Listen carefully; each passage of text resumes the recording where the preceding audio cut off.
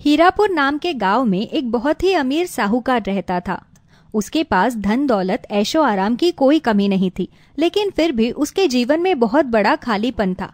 उनकी शादी को 10 साल बीत गए थे, लेकिन फिर भी उनकी कोई औलाद नहीं थी, जिस वजह से इतना सब कुछ होने के बाद भी साहूकार और उसकी पत्नी हमेशा बहुत दुखी रहते थे। ना जाने हमने ऐसे कौन से पाप किए हैं जो भगवान एक औलाद का सुख भी नसीब नहीं कर रहा। हे प्रभु, अगर हमसे कोई गलती हो गई हो तो हमें माफ कर दें।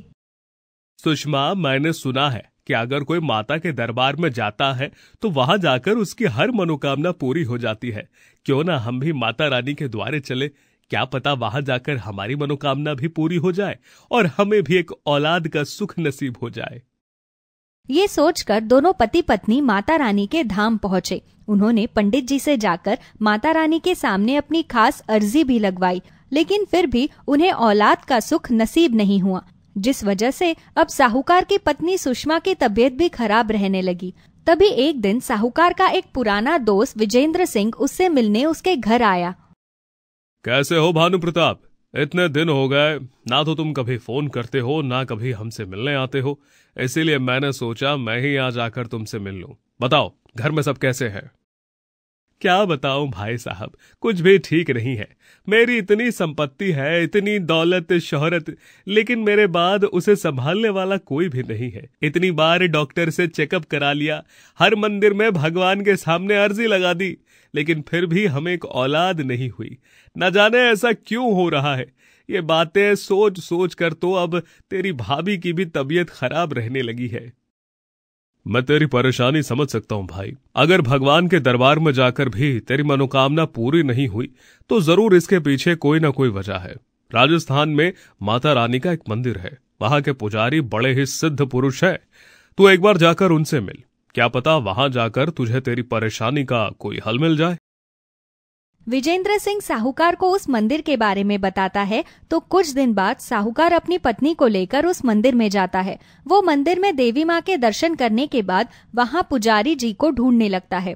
तभी कुछ लोगों के पूछने के बाद उन्हें वो पुजारी जी मिलते हैं। उन पुजारी जी को देखते ही साहूकार उनके पैरों में गिर जाता है। क्या बात है बेटा, तुम दोनों मुझे बड़े ही परेशान लग रहे हो। पुजारी जी के पूछने पर साहूकार उन्हें सारी बात बताता है। तभी पुजारी जी कुछ देर के लिए अपने ध्यान में लीन हो जाते हैं। कुछ देर बाद वो अपनी आंखें खोलते हैं और साहूकार से कहते हैं, बेटा, ये तुम्हारे साथ जो भी हो रहा है वो तुम्हारे कर्मों का ही फल है। तुमने कुछ सालों पहले कुछ ऐसे कर्म किए हैं जिस वजह से भगवान आज तुम्हें औलाद का सुख नहीं दे रहे। जब तक तुम अपनी उन गलतियों को नहीं सुधारोगे तब तक भगवान भी तुम्हें माफ नहीं करेंगे। लेकिन ऐसा क्या है जिसकी मुझे इतनी बड़ी सजा मिल रही है?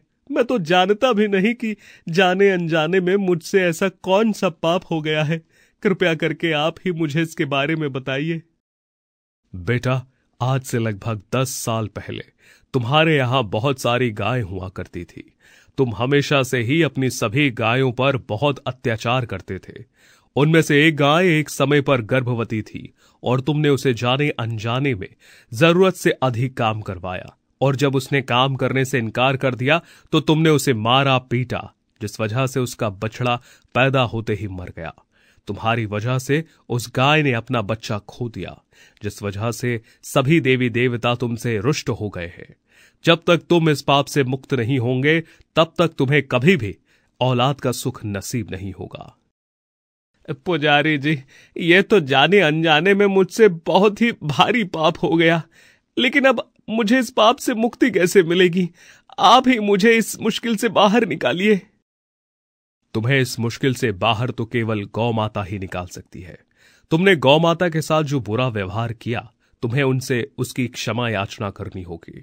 तुमसे जितनी हो सके उतनी गौ सेवा करो। हो सकता है कि तुम्हारी सेवा से प्रसन्न होकर गौ माता तुम्हें माफ कर दे।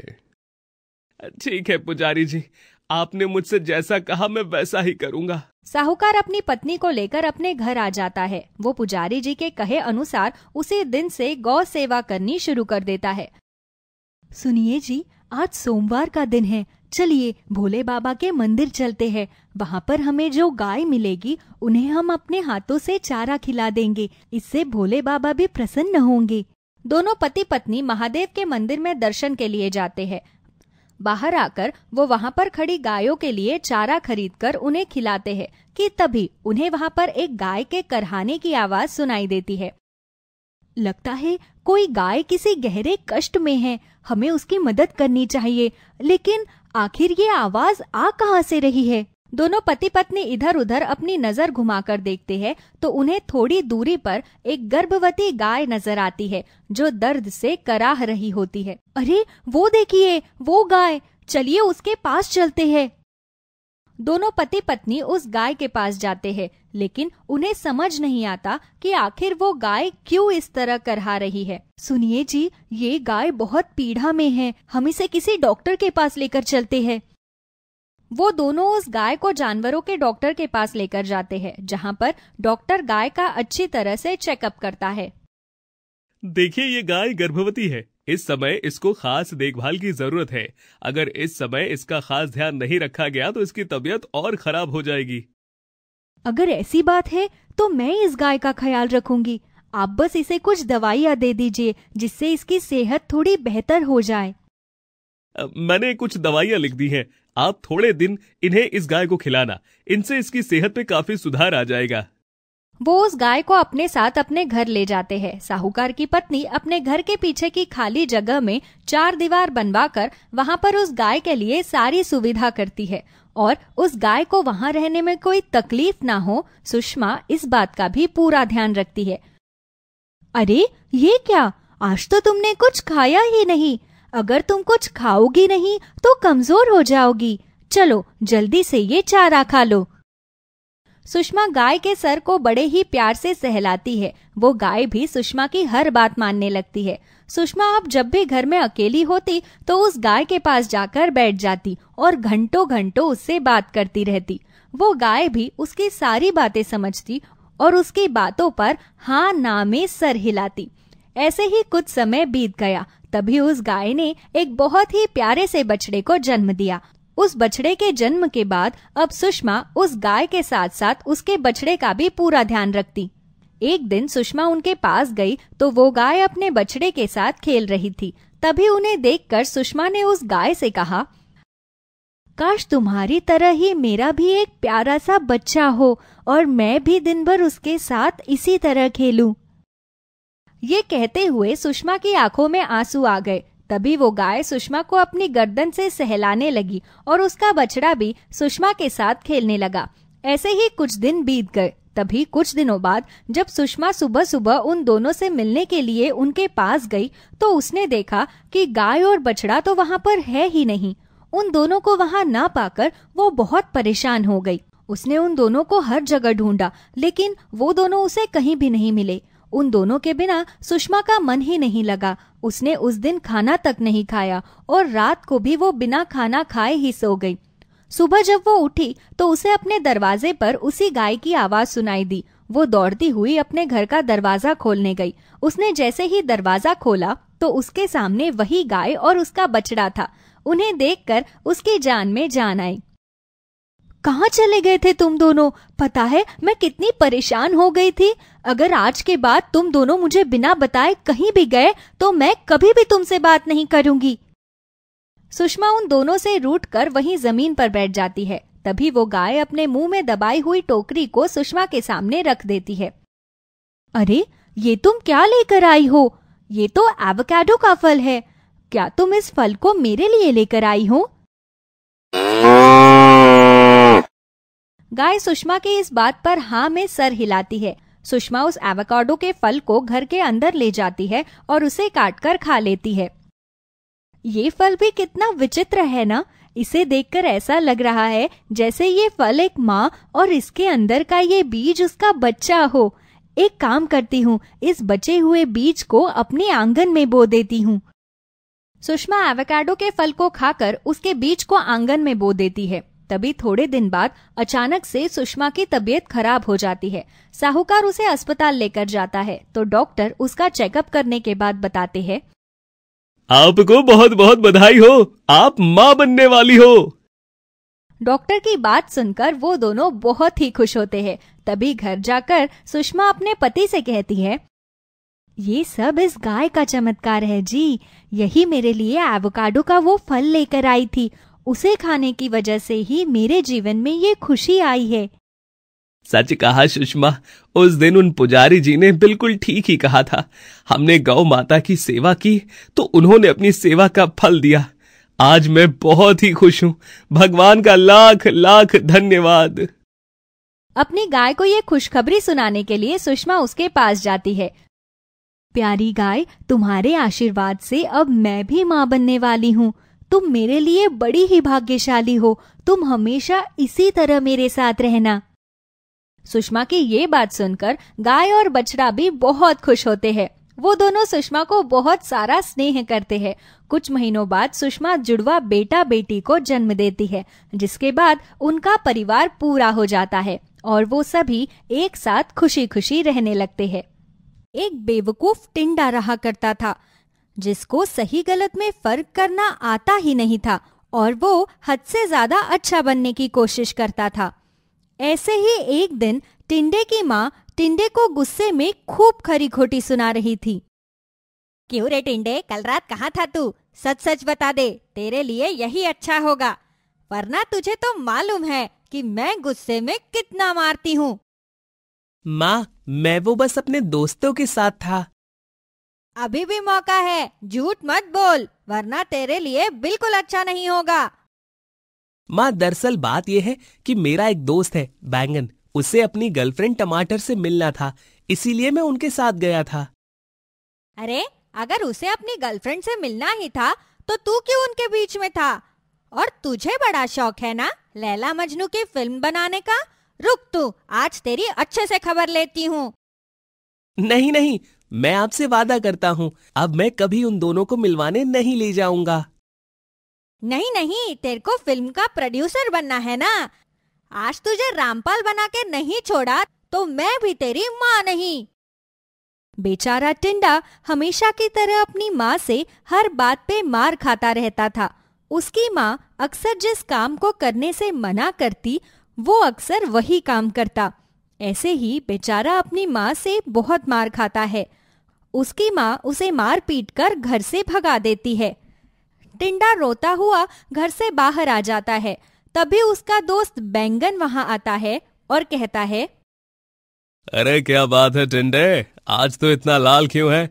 अरे टमाटर मेरी गर्लफ्रेंड है और लाल तू हो रहा है, क्या बात है, जरा मुझे भी बता। यार, मुझे एक बात समझ में नहीं आती, मैं सच में बेवकूफ हूं क्या? नहीं यार, किसने बोला कि तू बेवकूफ है? अरे तू तो बेवकूफों का सरदार है। अरे भाई, तू भी मेरा मजाक बना ले। हर कोई मुझे बेवकूफ बोलता है, बल्कि मैं तो सबकी मदद करता हूं, उसके बाद भी मुझे ही बेवकूफ कहा जाता है। अरे तू सबकी मदद करता है, इसीलिए तू बेवकूफ है। क्या मतलब है तेरा?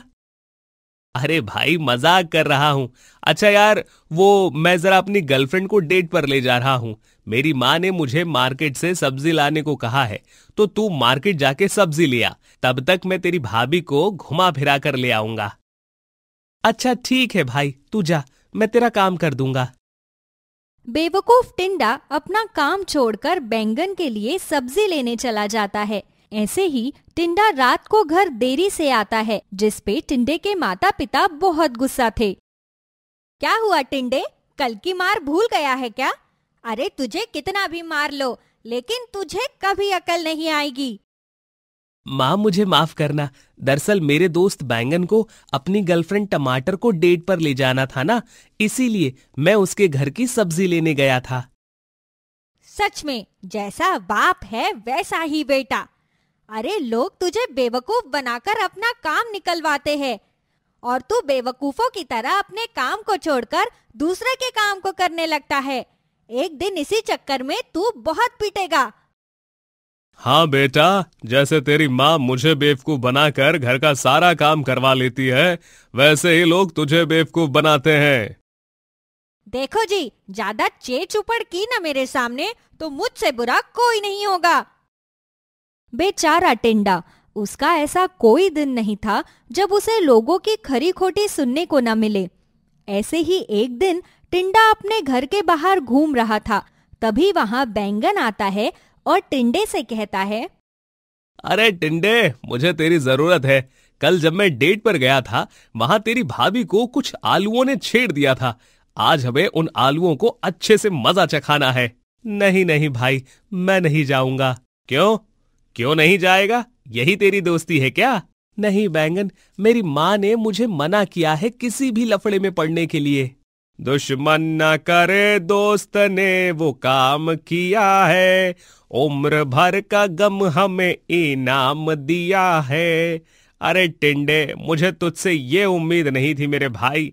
मैंने तुझे अपना छोटा भाई समझा था। बेचारा टिंडा, बैंगन को ऐसे उदास देखकर उसे बिल्कुल भी अच्छा नहीं लग रहा था। बैंगन, तू बिल्कुल भी चिंता मत कर, मैं तेरे साथ चलने के लिए तैयार हूँ। बस मेरी माँ को पता न लगे इसके बारे में, वरना वो मुझे बहुत मारेगी। ठीक है, तू बिल्कुल भी टेंशन मत ले। मैं पूरी कोशिश करूंगा कि इस बारे में तेरी मम्मी को कुछ भी पता ना लगे। लेकिन अभी तू मेरे साथ चल, मुझे तेरी बहुत जरूरत है टिंडे। बैंगन और टिंडा दोनों मिलकर आलूओं के पास जाते हैं।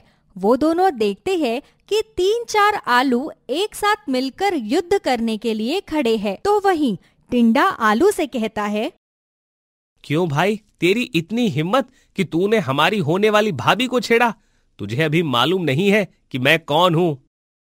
अरे हमें जानना भी नहीं है कि तू कौन है, क्योंकि तेरे चर्चे तो हर जगह फैले हुए हैं। तुझे बेवकूफ टिंडा कहकर बुलाते हैं ना लोग। ये तो लोगों की गलतफहमी है कि वो मुझे बेवकूफ कहते हैं, वरना मेरी हकीकत जो एक बार जान जाता है वो दोबारा कभी मुझसे बात नहीं करता। हाँ, तभी तो लोग तुझे बेवकूफ कहते हैं, क्योंकि उन्हें तेरी हकीकत जानने के बाद पता लग जाता है कि तू कितना बेवकूफ है। इसीलिए दोबारा तुझसे बात ही नहीं करते। टिंडे, तू कुछ करता क्यों नहीं? ऐसे तो ये हमारी इंसल्ट करता रहेगा और हम यहाँ चुपचाप खड़े उनकी शक्ल देखते रहेंगे। देखो, मैं तुम्हें लास्ट वार्निंग दे रहा हूँ, आगे से कभी हमारी भाभी को मत छेड़ना, वरना तेरे लिए अच्छा नहीं होगा। देख, मैं भी तुझे बता रहा हूँ कि दोबारा कभी टमाटर के साथ घूमने की कोशिश मत करना। वो मेरी है और मेरी ही रहेगी। टिंडे, तू कुछ बोलता क्यों नहीं? ये तेरी भाभी को अपना बना रहा है। लगता है तू ऐसे नहीं मानेगा आलू। रुक जा, आज तो आर या पार होकर ही रहेगा। बैंगन बार बार टिंडे को लड़ाई करने के लिए उकसाने लगता है। बेचारा टिंडा दोस्ती की आड़ में आकर आलू से लड़ाई कर लेता है। आलू और टिंडे के बीच घमासान युद्ध हो जाता है।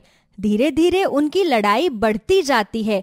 तो वहीं लड़ाई देखकर बैंगन टिंडे को अकेला छोड़कर वहां से भाग जाता है और बेचारा टिंडा अकेला आलू से पिट रहा था।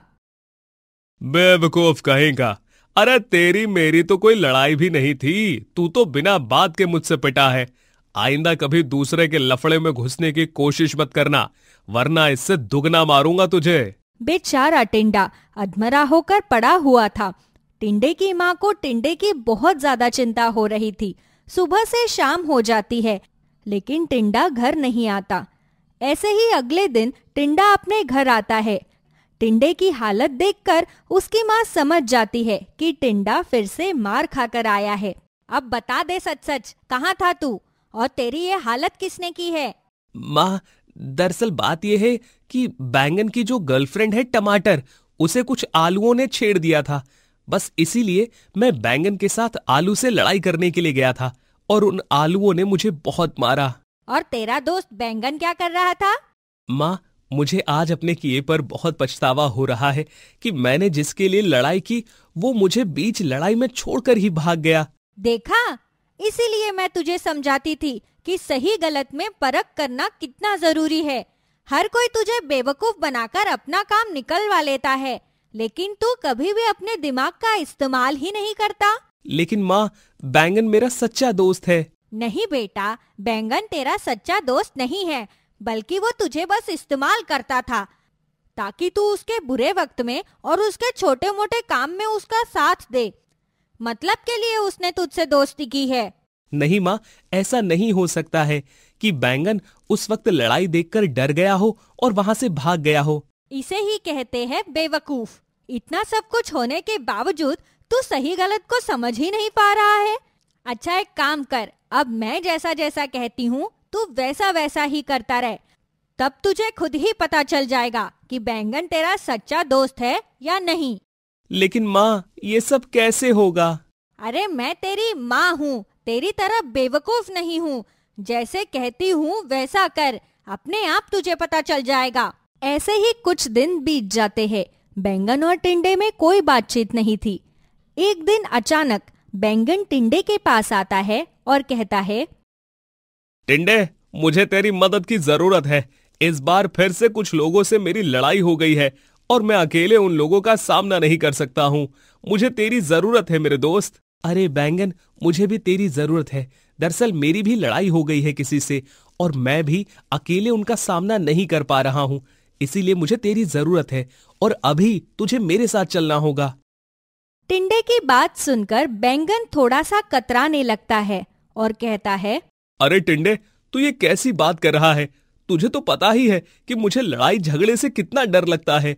और वैसे भी तू अपनी लड़ाई खुद देख। ठीक है, जब मैं अपनी लड़ाई खुद देखूंगा तो तू भी अपनी लड़ाई खुद देख ले। तुझे क्या लगता है कि तू बार बार मुझे बेवकूफ बनाता रहेगा और मैं तेरी बातों में आता रहूंगा? सही कहा था मेरी माँ ने, तू सिर्फ मतलब के लिए ही मुझसे दोस्ती रखता है और जब तेरा मतलब खत्म तब हमारी दोस्ती खत्म। अरे टिंडे में इतनी अकल कहां से आ गई? इतनी समझदारी वाली बातें कहां से कर रहा है? यहाँ कुछ तो करना पड़ेगा। देख, अब मुझे तुझसे कोई बात नहीं करनी है। अरे टिंडे, तू कैसी बातें कर रहा है? तू मेरा बेस्ट फ्रेंड है और तेरे लिए मैं सब कुछ कर सकता हूँ, लेकिन मैं तेरे लिए लड़ाई नहीं कर सकता। अरे अब मुझे तेरी कोई जरूरत नहीं है, तू जा यहाँ से। टिंडा बार बार यही कह रहा था, जिसके बाद बैंगन को गुस्सा आ जाता है और बैंगन कहता है, हाँ तो ठीक है, मुझे भी तेरी कोई जरूरत नहीं है। अरे तेरे जैसे बेवकूफ को कौन अपना दोस्त बनाएगा? मैं तो सिर्फ और सिर्फ अपने मतलब के लिए तेरा दोस्त बना था और सच में तू बेवकूफ मेरे बहुत काम आता था। बाकी अब मुझे भी तुझसे कोई मतलब नहीं। इतना बोलकर बैंगन वहां से चला जाता है। बैंगन की बात से टिंडा बहुत दुखी होता है। तभी टिंडे की माँ उसे बहुत समझाती है और कहती है, देख लिया बेटा, लोग अपने मतलब के लिए कितने ज्यादा स्वार्थी हो जाते हैं। इसलिए हमें हमेशा सूझबूझ से काम लेना चाहिए। वो बैंगन हमेशा तेरा इस्तेमाल करता था, अब से तू हमेशा सोच समझ कर ही दोस्त बनाएगा। टिंडे को अपनी माँ की बात समझ में आ जाती है कि हद से ज्यादा अच्छा बनना भी अच्छा नहीं होता।